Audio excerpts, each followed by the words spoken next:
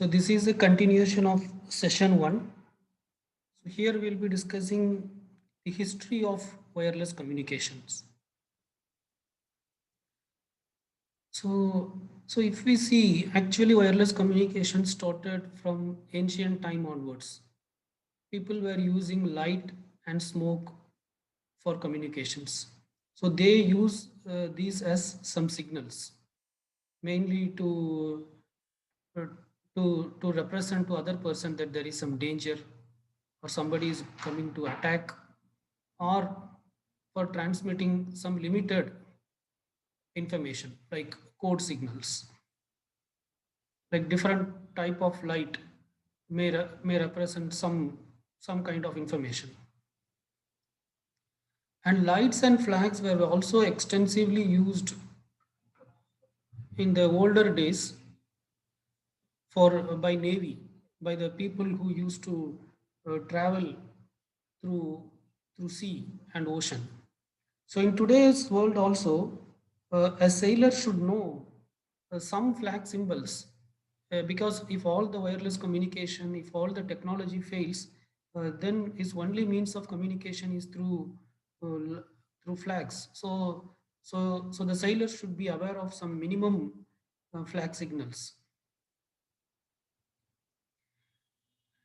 And the first technical means of wireless communication for long distance was introduced by Claude Chape in 1794, and by introducing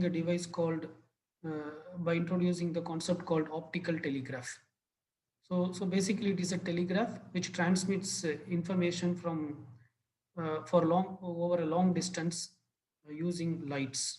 So that is called as optical telegraph. The first commercial telegraph line was laid between Washington and Baltimore in the year 1843. And in 1876, a telephone was introduced by Graham Bell, and also it was marketed. Before that also, other scientists from other part of the world has actually coined the idea of telephone, but it was not successfully marketed. And in 1881, public telephone service began at Berlin. In 1936, public voice and video service uh, was done between Berlin and Leipzig.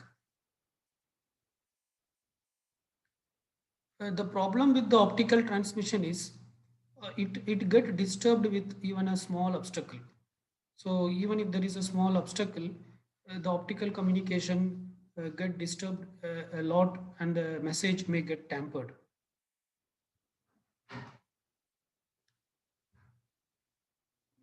So so that was the problem with optical communication. So uh, but uh, but that problem was solved with the advent of electromagnetic communication. So so at first in 1831, the concept of electromagnetic induction was introduced by Michael Faraday. And then in 1864, the theoretical foundations of electromagnetic fields were proved by James C. Maxwell through his famous Maxwell equation. And in 1886, the wave character of electrical transmission through space was demonstrated by Heinrich Hertz. So that today also, the wave is the frequency of wave is measured in terms of hertz. And Nikola Tesla contributed in increasing the distance of the electromagnetic transmission. So basically, his contribution is like uh, transmitting electromagnetic waves over a long distance communication. And wireless telegraphy for long wave transmission was introduced by Marconi in 1895. The first commercial radio station was started from Pittsburgh in 1920, and vacuum tubes were introduced in 1906, which reduced the size of the sender and the receiver. Before that, the wireless transmitter and receiver would be of big sizes. So with the advent of vacuum tubes, the size of the sender and receiver had reduced to a larger extent.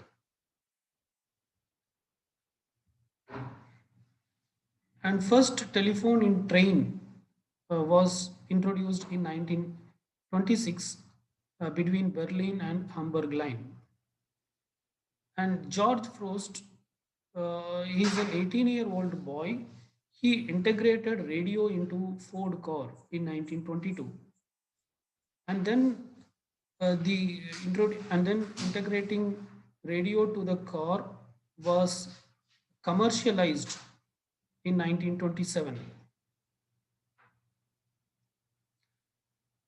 In 1928, John L. Bird transmitted analog television across Atlantic Ocean.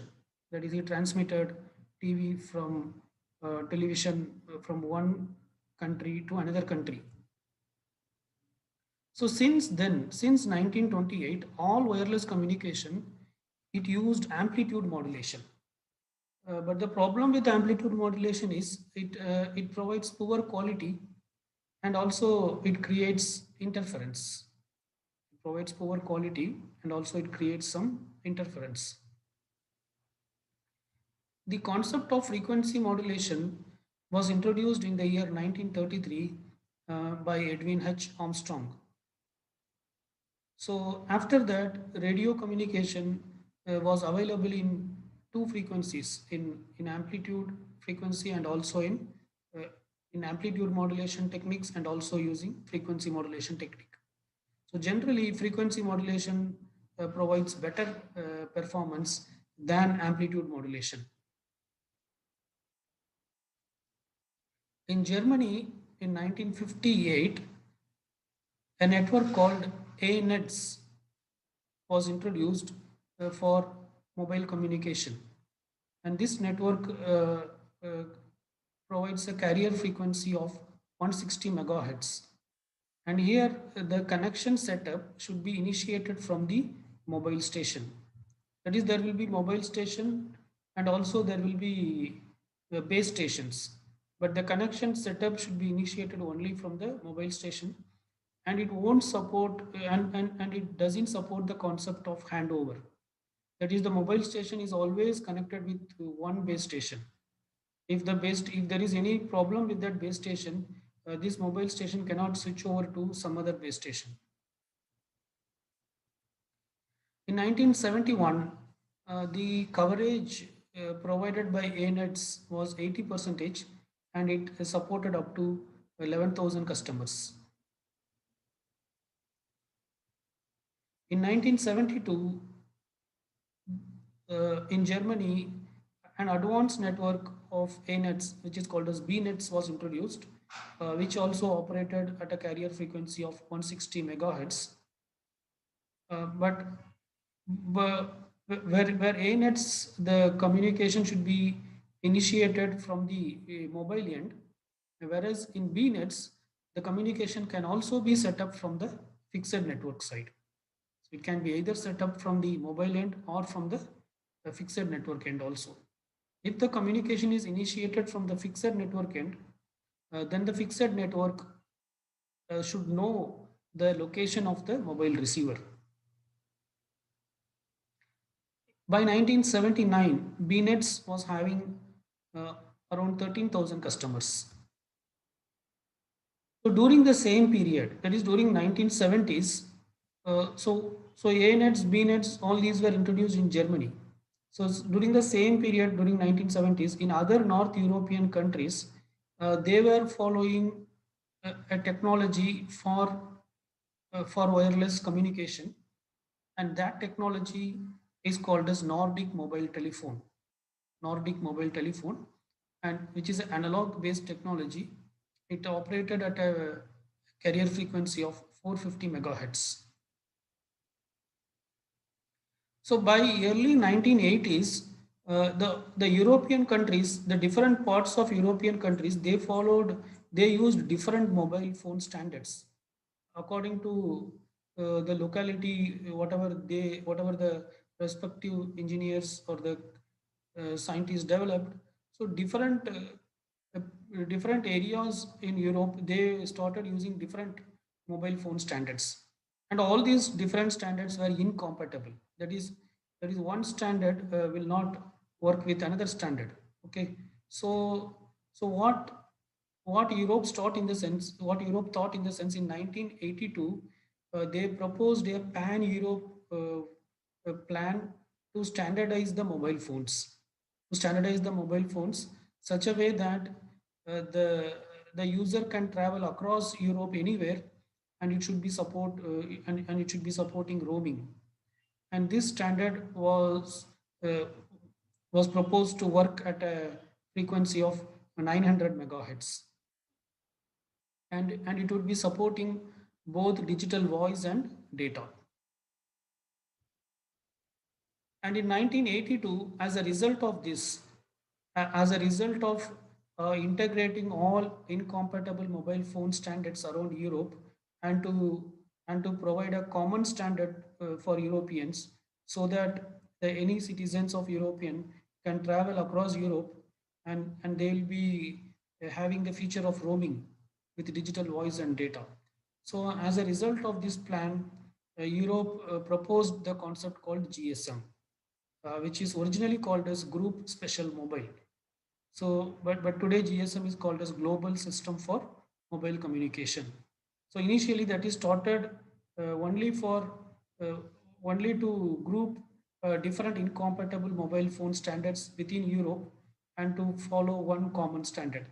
But later that concept was extended throughout the world, and so it was renamed as Global System for Mobile Communication. By the same time in 1983, so in Europe, they are using like different standards at different places, and they integrated everything, and they followed and they proposed a new standard which is called as Group Special Mobile. Similarly, in US, they are following one particular standard, which is called as the AMPS. So AMPS stands for Advanced Mobile Phone System, which is analog based system, which operates at 850 megahertz. So, and in 1884, uh, the home telephone of the US was mostly become cordless, and that standard was called the CT1, cordless telephone standard. And around 1984, German has introduced the next level of its mobile communication, which is CNETs, which operated at a frequency of 450 megahertz, and it supports handover. So if you recollect, A nets don't support handover, whereas C net supports handover. And also it supports other add-on services like fax, modem, email, X.25. X.25 is one network standard, something like OSI reference model, but uh, it was proposed well ahead of the ISO OSI model. So even it provides some features which are not available in the standard ISI OSO model. So in 1991, DECT, uh, so Digital European Cordless Telephone System, was introduced in 1991, sorry.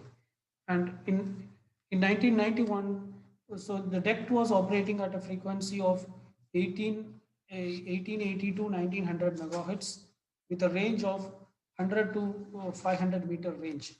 And it has 120 duplex channels. That means 120 users can simultaneously communicate at a time.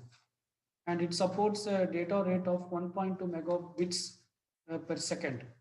And also it supports voice encryption, authentication, and it supports up to several 10,000 users per square kilometer. By 1992, GSM became fully digital. So GSM, which was originally proposed by Europe uh, to to group all its incompatible standards and to follow one common standard.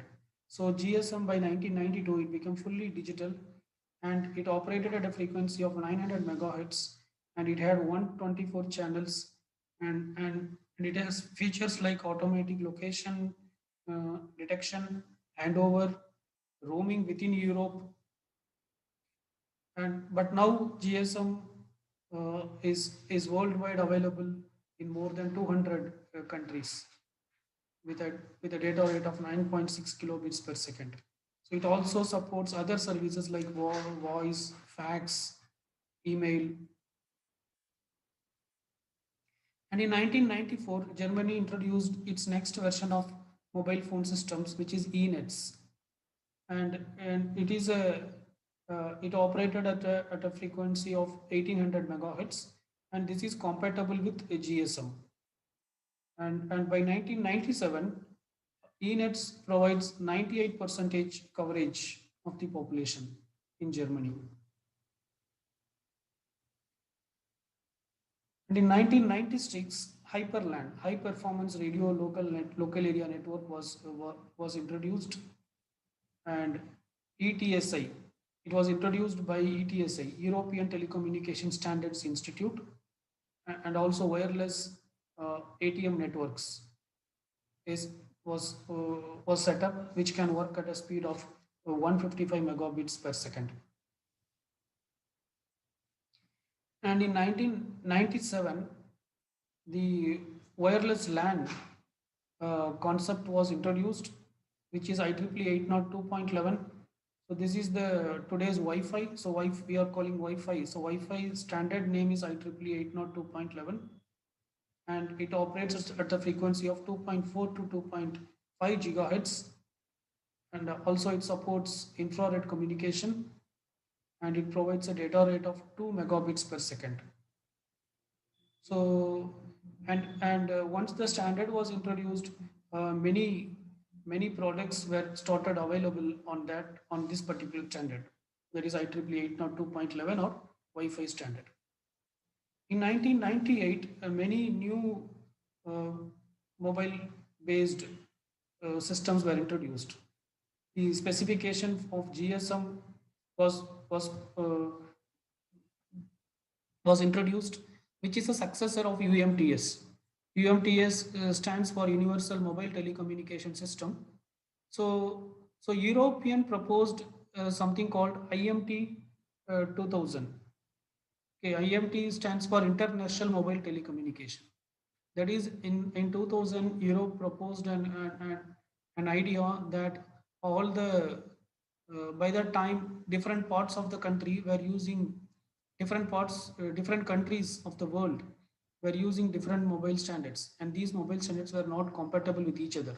So Europe proposed a plan to standardize all these things, and that standardization uh, is called as IMT 2000. IMT 2000, uh, but but later uh, but later it was but later everything merged into GSM, Global System for Mobile Communication. Okay. And in 1998, Iridium was also introduced, which is a mobile telephone satellite, uh, which which can communicate with 66 satellites, and it operates at 1.6 gigahertz frequency. So, what is a mobile telephone satellite? So, whatever the cellular phones which we are using, it communicates with the base station, and by communicating with the base station, it connects with this. Whereas a mobile, whereas a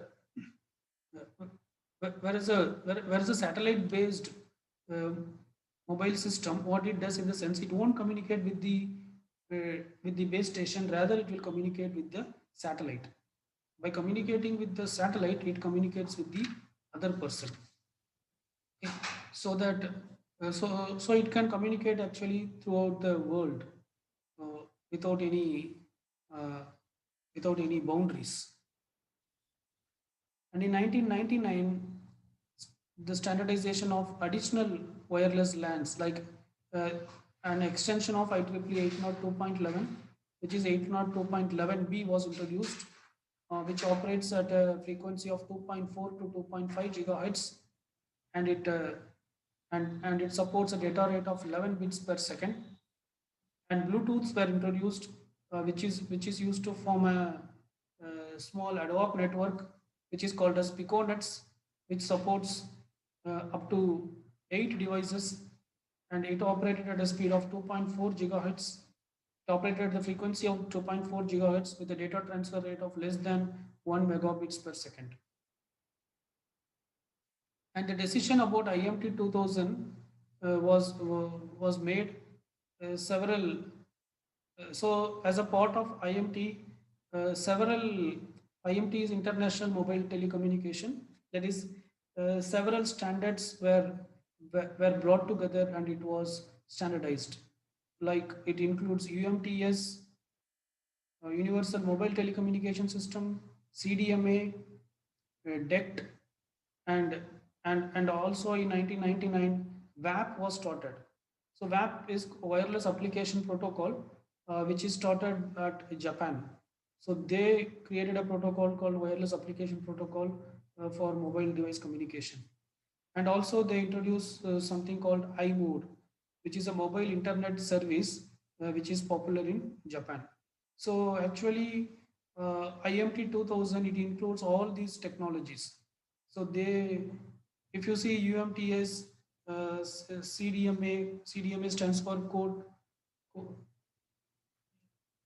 code division multiplexing, CDMA, DECT, WAP, iMode, all these follows different standards. So they are not compatible with each other. So the job of the IMT is to merge all these standards such a way that they will be compatible with each other. And that is the job of IMT 2000. Okay. And in 2000, GSM with higher data rates were introduced. GSM with higher data rates were introduced, and the first GPRS trial uh, trials with up to 50 kilobits per second data transmission was done. GPRS stands for General Packet Radio Service, and and also it supported HSCSD. It is high speed circuit switched data at a speed of 57,000 at a speed of 57.6 kilobits per second. By 2001, the 3G system was started. So CDMA 2000 was introduced in Korea. UMTS, Universal Mobile Telecommunication System, was used in Europe, and Japan used a concept called FOMA, which means freedom of mobile multimedia access, which is similar to WCDMA. The WCDMA concept is called as FOMA in Japan. And in 2002, wireless LAN hotspots uh, were, were, were, were, uh, were widely used by the public. And in 2003, UMTS was started in Germany, and Germany started replacing analog TV with digital TV, which is called as DVB, digital video broadcasting. And in 2005, WiMAX was introduced as an alternative to DSL. It's not a mobile based technology, it is a wired technology. And first Zigbee products were introduced. So Zigbee also is used for low range wireless communication, with few devices. So that Zigbee protocol is used. And in 2006, HSDPA, high speed downlink packet access, was introduced in Germany. Fast UMTS download version, which can download data at a rate of 3 megabits per second, was, was there. And also concepts like MIMO, Wi Fi were introduced in Germany. And by 2007, over 3.3 billion subscribers were there for mobile phones. So it is not 3 billion people, it is 3.3 billion subscribers. It means that one person might have subscribed for more than one device. Say for example, now if you have your mobile phone and there are two SIMs in that, then that is counted as two subscription. Okay. Or if you are using, or if you are watching television through some form of internet connectivity, then that is also will be counted as a subscription. So it means each person may, it is not that each person should have only one subscription. Each person can have more than one subscription also. So mostly nowadays everybody will have more than one subscription. So by 2008, uh, the internet, the mobile phones were started supporting internet, and mobile phones were introduced with browsers and with good data rates around 7.2 megabits per second, and with good download and upload speed. So HSDPA represents download speed, high speed download packet access, and HSUPA represents upload speed, high speed uplink packet access. So by 2008, uh, especially in Germany, the download speed was 7.2 megabits per second and the upload speed was 1.4 megabits per second. And more than 100 mobile operators were providing HSPA service worldwide. And first LTE test was done in 2008. LTE stands for long time evolution for wireless communication with a data transmission rate of over 100 megabits per second. In 2009, the wireless communication started expanding into netbooks, iPhone, and and also it used VoIP concepts in all the devices, voice over IP. In 2010, LTE, that is long time evolution, was available in some cities. New frequencies were allocated, reuse of old analog TV bands. Okay, so some of the old analog TV bands, frequencies which were not used and that were allocated for wireless communication, and and and LTE was used as a replacement for DSL. So DSL is digital subscriber line, which is used as a it is used to provide wired internet through telephone network. So obviously telephone network speed is limited, so that was replaced by LTE to provide faster internet service. By 2015, VoLTE was introduced. VoLTE stands for Voice over Long-Term Evolution, and LTE was operating at a frequency of 700 megahertz, and LTE advanced was also introduced. So basically, LTE represents all advanced mobile communication standards. And by 2020, 5G was started. So this is the brief history about wireless communication, starting from ancient time to till date. So this is about session 1. So basically in session 1, we have discussed like how future computers will look like. So the computers will become more and more portable, it will become more wireless, and it will become like it will be an integrated unit, that is embedded technology will play a crucial role. There may not be different devices to plug in. Everything will be available as a single unit or a package. And IoT, Internet of Things or Internet of Everything will play a crucial role in the sense that every device may have a processing element or a microcontroller with along with sensors which can identify and communicate with the neighboring devices and make things very lively. And then we have discussed what is meant by user mobility and what is device portability. So user mobility means the sense the user moves from one place to another place and the service follows him. Examples are call forwarding and the desktop, which is similar in home and office. All these are examples for user mobility. Device portability means the device moves from one place to another place, but whatever the network available in the new place. According to that, the device will adapt, and it will continue to provide whatever the service it is supposed to provide. And then we discussed the characteristics of communication devices. So the communication device will fall under any one of these characteristics. Either it will be fixed or wired, either it will be fixed and wired, which is a traditional computer, which is fixed at one place and it will not be moving at all because of its weight and other factors. The second is mobile and wired. It means the device is portable, but it is wired. So laptop can be treated as an example for that, where the device is movable, but you may be plugging into some network in office and some other network in home and some other network in if you go to a hotel or somewhere. Some other, I mean, for internet connectivity, you may be plugging to a different wired network. So such a system is called as mobile and wired. Then fixed and wireless. This is mainly used in historical buildings to prevent damage of the building. The devices will be placed at some locations and they will communicate through wireless media, but the devices will be fixed. They will not be movable. And the final one is mobile and wireless, so which is here the device itself is movable and also it communicates without wires. So mobile phone is a good example for this.